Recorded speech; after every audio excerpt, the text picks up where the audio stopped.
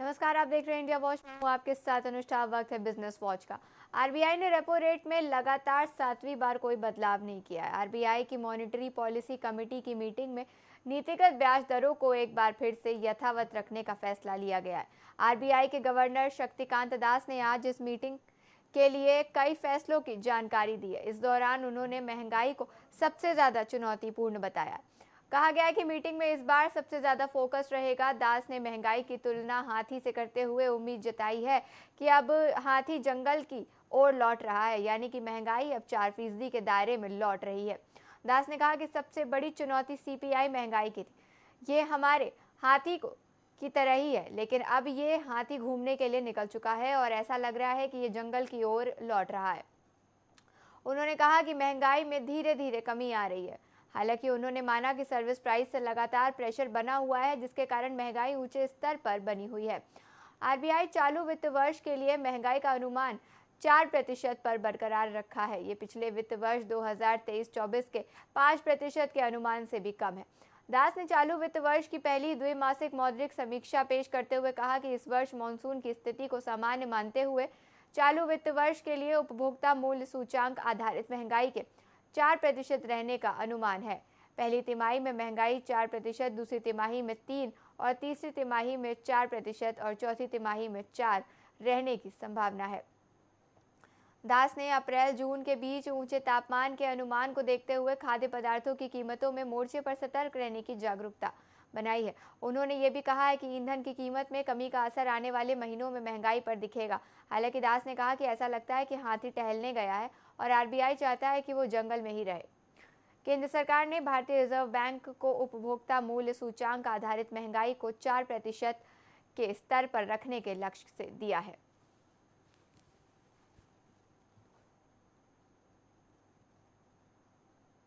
विस्तारा के पायलटों द्वारा खराब रेटिंग्स और काम करने की स्थिति के बारे में जो चिंता जताई गई है, उसे अब टाटा ग्रुप की बाकी एयरलाइंस के उनके सहकर्मियों ने भी दोहराया है। इसके बारे में अब पायलट यूनियनों ने टाटा ग्रुप के अध्यक्ष एन चंद्रशेखरन को खत लिखा है। पहले इंडियन एयरलाइंस और एयर इंडिया, जिन्हें मिलाकर साल 2007 में मौजूदा एयर इंडिया बनाई गई थी, यूनियन के मुताबिक विस्तारा के पायलट की मांगे बिल्कुल जायज़ है और ये मुद्दे पूरे टाटा ग्रुप की एयरलाइंस में मौजूद हैं। देश में एयरलाइंस के पायलट, जिनमें अब टाटा ग्रुप की एयरलाइंस एयर इंडिया, इंडिगो, आकाश शामिल हैं, लगातार उड़ान भरने और लगभग हमेशा फ्लाइट चलाने के लिए स्टैंड बाय पर रहने, कम सैलरी और पर्याप्त आराम नहीं मिलने की वजह से थकान की शिकायत करते आ रहे हैं। डीजीसीए ने पायलटों के लिए अधिक मानवीय उड़ान ड्यूटी के नियम लाने की कोशिश करी थी, लेकिन इसे लागू करने के लिए टाल दिया गया है। किसी भी एयरलाइन ने डीजीसीए द्वारा प्रस्तावित बदलावों को लागू करने की इच्छा नहीं जताई, क्योंकि इससे पायलटों की ज़रूरत बढ़ जाती और उनकी वेतन लागत में भी इजाफा होता। इंडियन कमर्शियल पायलट्स एसोसिएशन और इंडियन पायलट्स गिल्ड ने टाटा ग्रुप के चेयरमैन को लिखा है कि विस्तारा के पायलट निश्चित 70 घंटे के वेतन, बेहतर काम करने की स्थिति और स्थिर रोस्टर की मांग को लेकर दृढ़ हैं।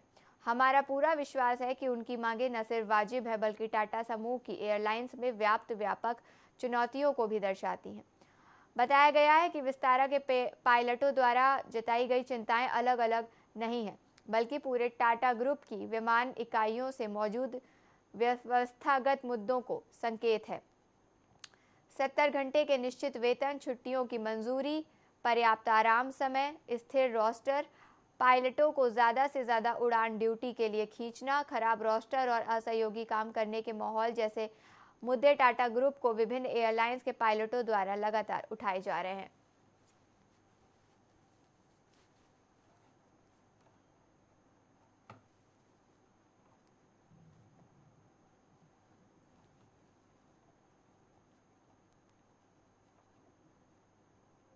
देश में सबसे बड़ी कंज्यूमर गुड्स कंपनी, जानिए क्यों ये नौबत आई है कि सबसे बड़ी consumer goods company Hindustan Unilever अपने आइसक्रीम बिजनेस को बेचने की तैयारी में है। कंपनी के पास मैग्नम और क्वालिटी वॉल्स जैसे ब्रांड शामिल हैं।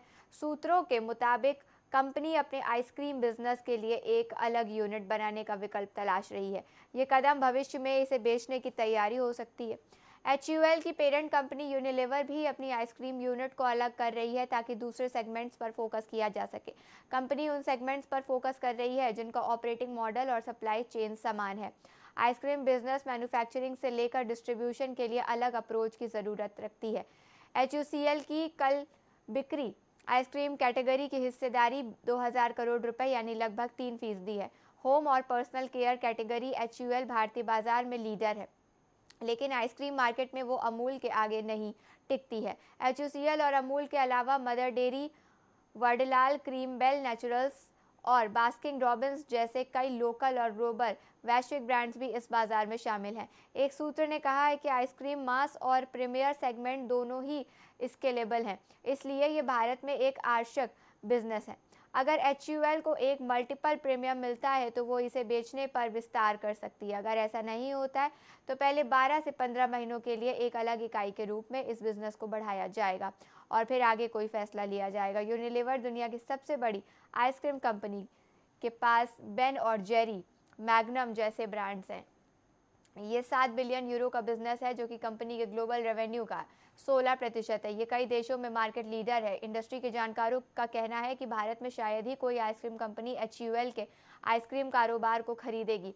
इससे कोई मल्टीनेशनल कंपनी या प्राइवेट इक्विटी फर्म खरीद सकती है। साथ ही ये रणनीति इस बात की निर्धारित होगी कि यूनिलीवर अपने आइसक्रीम कारोबार के साथ क्या करना चाहती है। HUL के एक प्रवक्ता ने कहा है कि जहां तक भारतीय आइसक्रीम कारोबार का सवाल है, हम पेरेंट कंपनी की घोषणा के बाद विभिन्न विकल्पों पर विचार कर रहे हैं। हम आने वाले महीनों में HUL बोर्ड और यूनिलीवर प्रबंधन के साथ इस पर चर्चा करेंगे। HUL ने 1994 में क्वालिटी वॉल्स और 18 में आदित्य दूध को खरीदकर अपना आइसक्रीम बिजनेस बनाया था। कंपनी ने क्वालिटी को ग्लोबल ब्रांड वॉल के साथ मिलाया था। वॉल को पहली बार 1922 में लॉन्च किया गया था और दुनिया के 50 से अधिक देशों में इसे अलग थलग नामों से बेचा जाता है।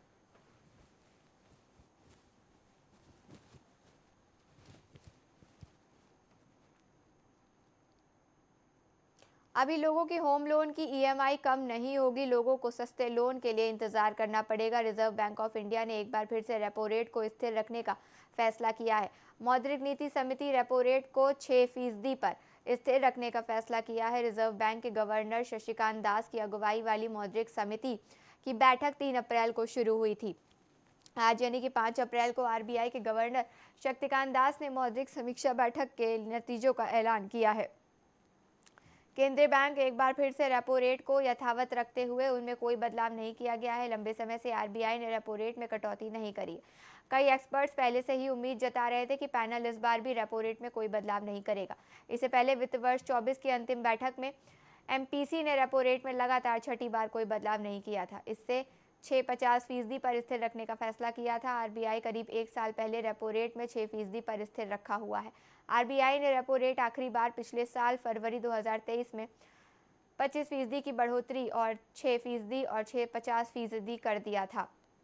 वहीं दिसंबर में 2023 खुदरा महंगाई दर 5.39% स्तर पर थी। ऐसे में कई बार रेपो रेट में बदलाव संभावना कम थी। रियल एस्टेट के दिग्गज ने यह भी उम्मीद जताई है कि डेवलपर्स होम बायर्स को ध्यान में रखते हुए RBI रेपो रेट को स्थिर रखेगा। और रेपो रेट वो होती है जिस पर रिजर्व बैंक ऑफ इंडिया बैंकों को कर्ज देता है। एक वित्त वर्ष में केंद्रीय बैंक 6 बार मॉनेटरी पॉलिसी को पेश करता है। इसमें वो अपनी ज़रूरत के हिसाब से बदलाव करता है। सेंट्रल बैंक कई बातों का ध्यान रखकर फैसला लेता है। रेपो रेट के जरिए केंद्रीय बैंक महंगाई को नियंत्रण में रखने की कोशिश करता है। महंगाई के अचानक बढ़ने से इकोनॉमी के लिए खतरा पैदा हो जाता है। ऐसे में अर्थव्यवस्था की अच्छी ग्रोथ के लिए महंगाई पर नियंत्रण बहुत ज़रूरी है। रेपो रेट के घटने या बढ़ने का सीधा असर बैंकों के लोन के इंटरेस्ट पर पड़ता है। RBI के रेपो रेट बढ़ाने पर बैंक ने अपने होम, पर्सनल, ऑटो आदि सभी तरह के लोन पर इंटरेस्ट रेट बढ़ा दिए हैं। ऐसे में रेपो रेट कम होने से बैंक कर्ज पर ब्याज दरों पर घटा देते हैं।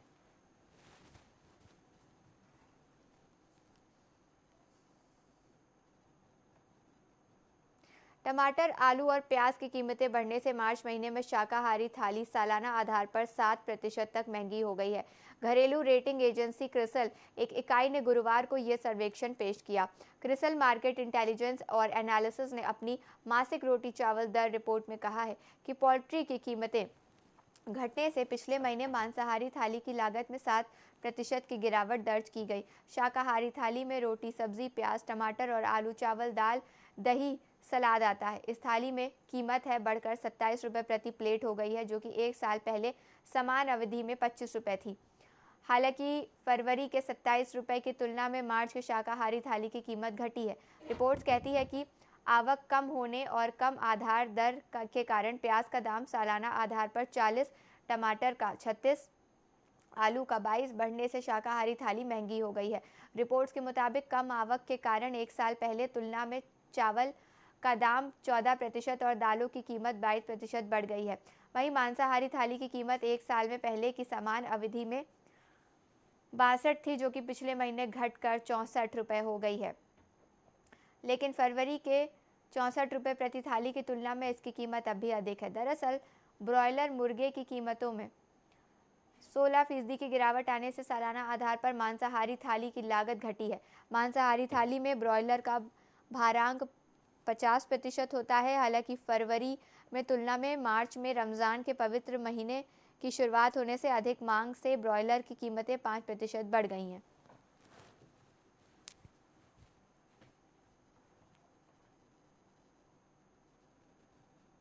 वित्तीय वर्ष 2024-25 में अधिकतम रिटर्न पाने के लिए आपको 5 अप्रैल से पहले सुकन्या समृद्धि योजना में निवेश करना होगा। एसएसवाई में आपको जल्द डिपॉजिट करना होगा और टैक्स एजुकेट इंटरेस्ट देगा। इससे बच्चियों के भविष्य को लाभ होता है। सेविंग को मैक्सिमाइज करने के लिए समय पर भुगतान महत्वपूर्ण है, लेकिन अगर आपने 5 अप्रैल से पहले एसएसवाई अकाउंट में अपने निवेश किया है तो आपको रिटर्न 24 और 25 के लिए ऑप्टिमाइज हो जाएगा। जानते हैं कि कैसे सुकन्या समृद्धि योजना के प्रत्येक माह की 5 तारीख के अंत तक अकाउंट में सबसे कम शेष राशि के आधार पर ब्याज की गणना की जाती है। इसका मतलब ये है कि जो निवेशक अपने एसएसवाई अकाउंट में एक मुश्त निवेश करना चाहते हैं, उन्हें ब्याज पर इनकम को अधिकतम करने के लिए 5 अप्रैल से पहले पैसा डिपॉजिट करना चाहिए। ये समय सीमा चूकने पर सालाना डिपॉजिट पर अतिरिक्त ब्याज का नुकसान होता है। हालांकि दिसंबर 2019 में हुए बदलावों से पहले सुकन्या समृद्धि योजना में हर महीने के 10वें दिन समाप्ति और अंतिम दिन के बीच उपलब्ध मिनिमम बैलेंस पर ब्याज मिलता था। न सिर्फ एसएसवाई में आपको 5 अप्रैल से पहले अपने अकाउंट में पैसा जमा करवाने हैं, बल्कि पीपीएफ में भी अगर आपने 5 तारीख तक निवेश नहीं किया है तो आपको उस महीने के लिए ब्याज नहीं मिलेगा, क्योंकि इसमें ब्याज की कैलकुलेशन भी एसएसवाई की तरह होती है। आपने किस तारीख को निवेश किया है, इसे मैच्योरिटी पर मिलने वाले रिटर्न पर अच्छा खासा असर पड़ जाता है। नियमों के मुताबिक एसएसवाई और पीपीएफ इन दोनों सेविंग स्कीम में हर महीने की 5 और अंतिम तारीख के बीच उपलब्ध मिनिमम बैलेंस पर ही ब्याज मिलता है। इसका मतलब ये है कि अगर आप महीने की 5 तारीख से पहले या 5 तारीख तक निवेश नहीं करते हैं तो आपको उस महीने के ब्याज नहीं मिलेगा। गौरतलब है कि ब्याज की गणना मंथली आधार पर करी जाती है, लेकिन पूरा ब्याज वित्त वर्ष के अंतिम दिन यानी 31 मार्च को क्रेडिट होता है।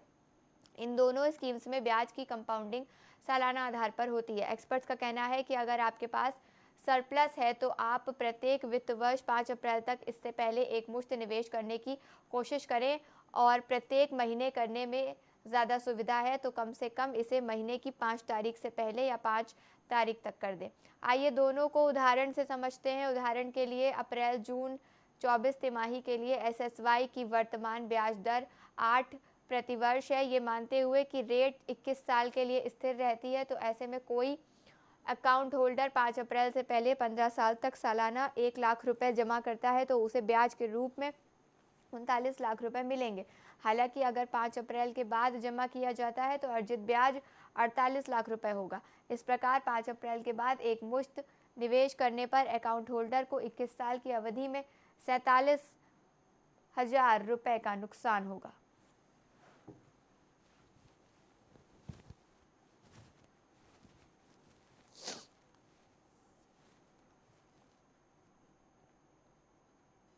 दिल्ली एनसीआर ही नहीं, देश के लगभग हर शहर में रियल एस्टेट सेक्टर में तेजी से बदलाव देखने को मिल रहा है।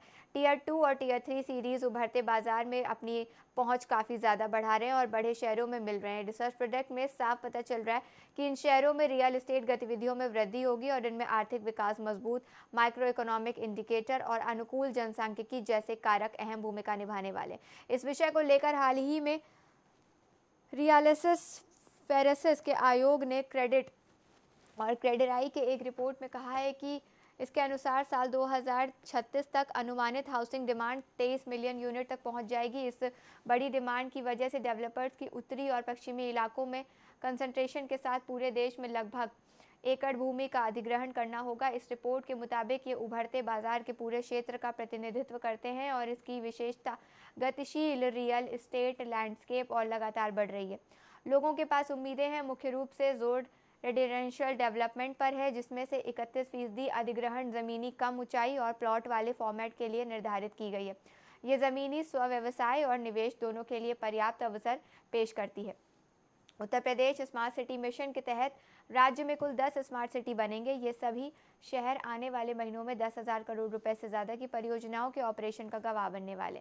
इसमें से लेकर दिल्ली के करीब ब्रास सिटी के रूप में अपनी पहचान की वजह से मुरादाबाद सबसे अलग।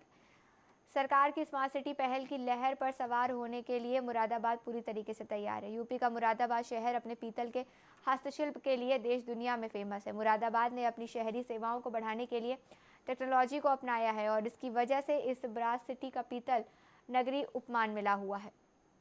शहर के स्मार्ट अर्बन सेंटर के रूप में बदलने की वजह से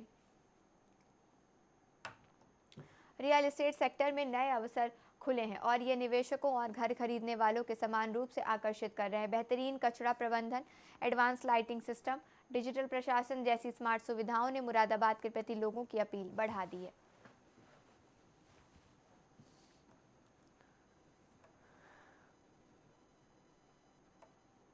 सिर्फ 4 साल में 16,000 करोड़ का साम्राज्य। कारोबारी सफलता में कोई शॉर्टकट नहीं होता है, लेकिन जुनून, दृढ़ता और साहस की जरूरत होती है। ये कहानी ऐसे शख्स की है जो कि तमाम प्रतिकूल परिस्थितियों के बावजूद सिर्फ 4 साल के भीतर ही एक पुराने फ्लैट से 16,000 करोड़ रुपए का कारोबार खड़ा करके कामयाब हुआ है। उसका नाम है सुमित गुप्ता। उन्होंने छोटे से फ्लैट में इस कारोबार की शुरुआत करी थी। आइए यहाँ उनकी सफलता के बारे में बताते हैं। ये सब 2018 से मुंबई में एक छोटे से फ्लैट से शुरू हुआ था। भारतीय प्रौद्योगिकी संस्थान बॉम्बे के स्टूडेंट रहे सुमित गुप्ता और उनके कॉलेज के दोस्त नीरज खंडेलवाल का कुछ बड़ा करने का सपना था। उनके पास केवल 3 महीने की सेविंग्स थी। वो अपना रेट चुकाने के लिए संघर्ष कर रहे थे। इन बाधाओं के बावजूद उन्होंने एक ऐसी यात्रा शुरू करी जिससे जल्द ही उन्हें देश के सबसे सफल उद्यमियों में से एक बना दिया। इस कारोबारी यात्रा से पहले सुमित जापानी इलेक्ट्रॉनिक्स और टेक्नोलॉजी कंपनी सोनी के साथ काम कर रहे थे। लगभग उसी समय दुनिया भर में बिटकॉइन का चलन शुरू हुआ था। सुमित को ब्लॉकचेन तकनीक की क्षमता का एहसास होने लगा। उनके लंबे समय से दोस्त नीरज ने नजरिए को समझा। नीरज सुमित के फैमिली बिजनेस से जुड़े। दोनों कोटा में जेईई की तैयारी के दिनों एक दूसरे को जानते थे। बाद में दोनों का एक साथ आईटीबी में दाखिला मिला। लगभग 4 साल बाद बाजार का अध्ययन करने के बाद उन्होंने 2018 में मुंबई के एक पुराने फ्लैट से अपनी कंपनी कॉइन डीसीएक्स लॉन्च करी। शुरुआती बाधाओं और भारत में क्रिप्टो बाजार की अपरिपक्व स्थिति के बावजूद वो अपने रास्ते पर चलते रहे। क्रिप्टो करेंसी ट्रेडिंग के लिए उनका फोकस प्लेटफॉर्म जल्द ही उत्पादों और सेवाओं के लिए एग्रीगेटर बना रहा। कोविड-19 महामारी के दुनिया भर में व्यवसाय के लिए बड़ी चुनौती पेश करी। हालांकि कॉइन डीसीएक्स उस कठिन समय के दौरान भी फलने फूलने में कामयाब रही। 2021 तक कंपनी ने $1 अरब का मूल्यांकन हासिल कर लिया और इस तरीके से भारत की पहली क्रिप्टो यूनिकॉर्न बन गई। आज कॉइन डीसीएक्स में 600 से ज़्यादा कर्मचारी हैं। यहाँ पे 1.5 करोड़ कस्टमर का सेवा प्रदान करती है और फंडिंग के एक दौर के बाद अप्रैल 2022 में स्थापना के सिर्फ 4 साल में कंपनी का मूल्यांकन 16,000 करोड़ रुपए से ज़्यादा तक पहुँच गया है।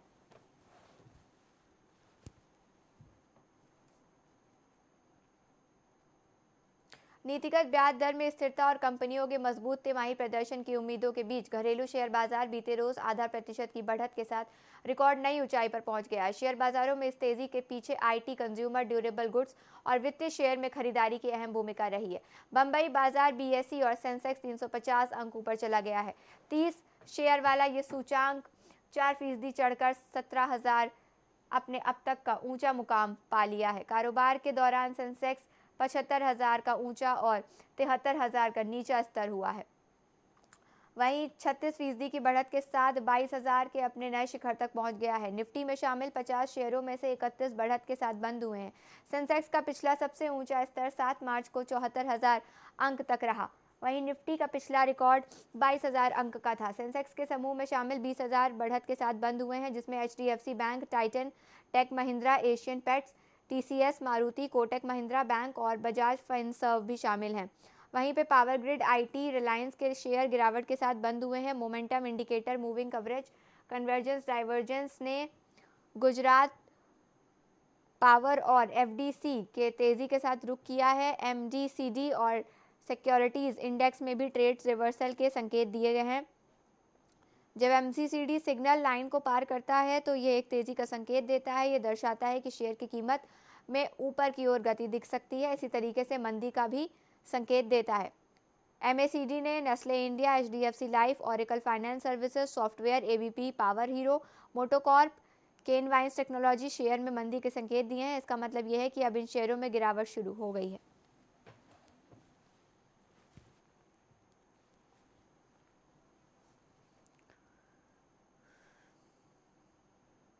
आवश्यक दवाओं की दरों में बढ़ोतरी के अटकलों के बीच सरकार ने बड़ा आश्वासन दिया है। केंद्रीय मंत्री मनसुख मांडविया ने गुरुवार को साफ कह दिया कि थोक मूल्य आधारित महंगाई की दर में ना के बराबर बढ़ोतरी हुई है। इसे देखते हुए इस वर्ष 2024-25 में आवश्यकताओं की कीमतों में कोई इजाफा नहीं होगा। राष्ट्रीय राजधानी मुख्यालय में संपादकों से बातचीत में केंद्रीय रसायन और उर्वरक मंत्री आश्वासन दिया है कि ये मोदी जी की गारंटी है। आवश्यक दवाओं की दरों में बढ़ोतरी के अटकलों के बारे में पूछे जाने पर केंद्रीय मंत्री ने कहा है कि ये बिल्कुल गलत है।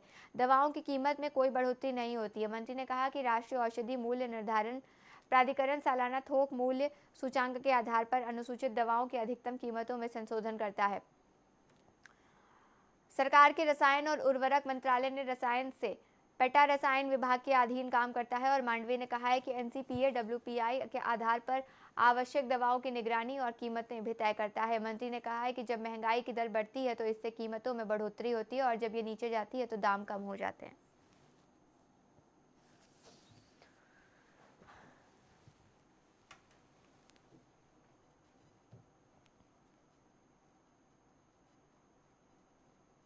बिजनेस वॉच में फिलहाल इतना ही। देश और दुनिया की तमाम खबरों के लिए देखते रहिए इंडिया वॉच।